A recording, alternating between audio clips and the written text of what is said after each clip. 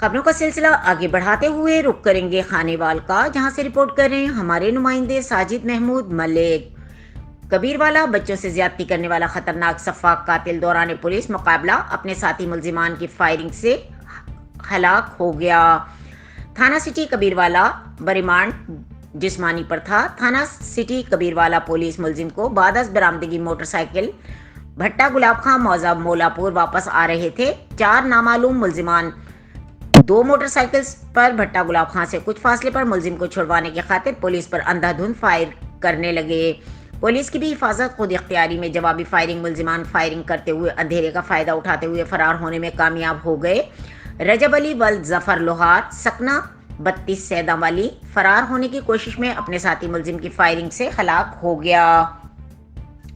सफाक कातिल रजब अली ने कबीरवाला में बच्चे से ज्यादती के बाद कत्ल किया था। कांस्टेबल शेर खान दौरान पुलिस मुकाबला बाएं बाजू में फायरिंग लगने से मजरूब जख्मी कांस्टेबल को बजरिया 1122 THQ कबीरवाला मुंतकिल कर दिया गया।